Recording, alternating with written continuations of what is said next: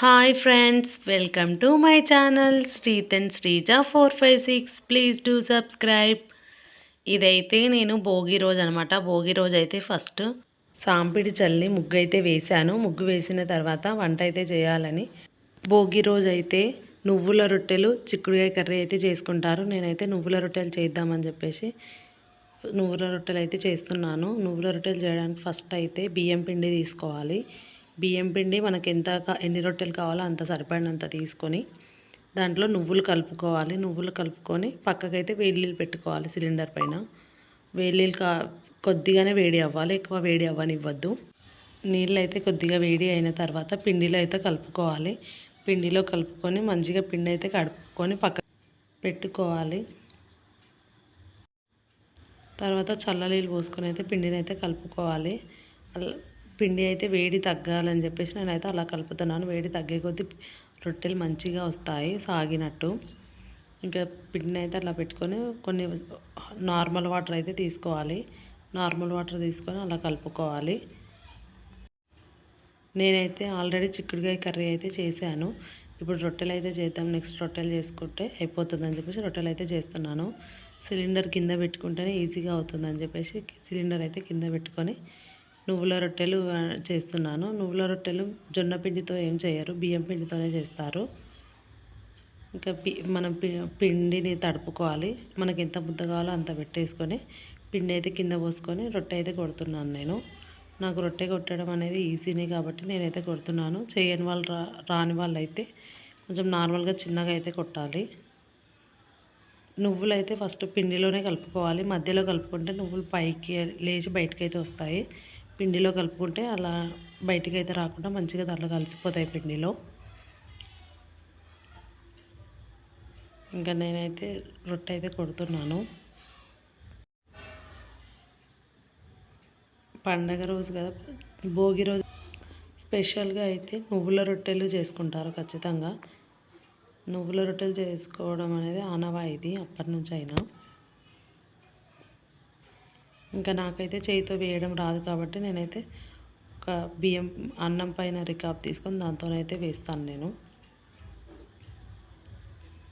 అలా అయితే ఈజీగా వేయడానికి వస్తుంది.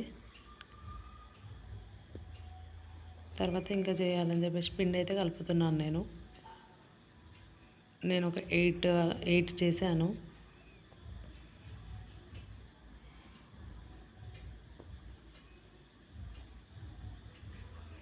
తర్వాత రొట్టె అయితే కాలుతుంది. రొట్టె కాలిన తర్వాత ఒక కాటన్ క్లాత్ అయితే తీసుకొని వాటర్ అయితే దాని మీద చల్లుతాను. వాటర్తో అయితే అలా తడపాలి.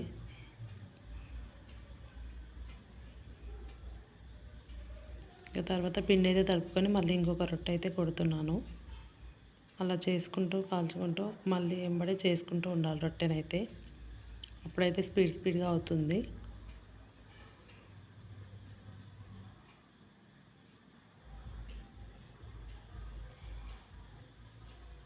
అది చూడండి, చాలా టేస్టీగా ఉంటుంది. నువ్వుల రొట్టె అయితే నాకు చాలా ఇష్టం. మేమైతే షేర్ అయితే ఒక కేజీ అయితే పట్టించుకొచ్చాం బియ్యం పిండి.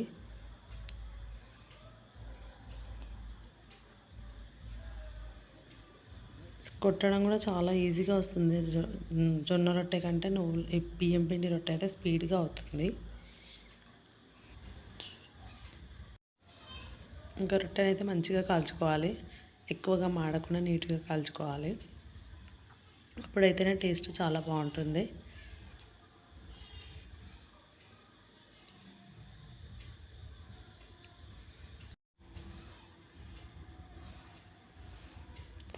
ఇంకా రొట్టె అయితే కాల్చాను, పక్కకి అయితే పెడుతున్నాను. రొట్టె అయితే దాంట్లో వేస్తాను నేను.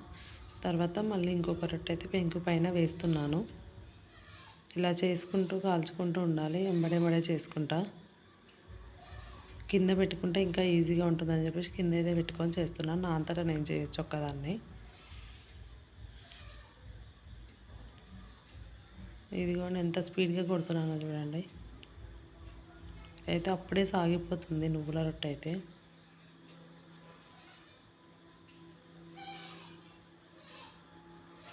రౌండ్గా నీట్గా వస్తుంది.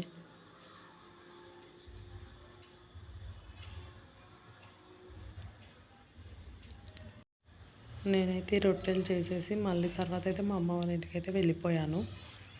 మా పిల్లలైతే నిన్ననే వెళ్ళారు. నేనైతే పండగ రోజు మొత్తం పని అయితే చేసేసి వెళ్ళిపోయాను. Bye friends.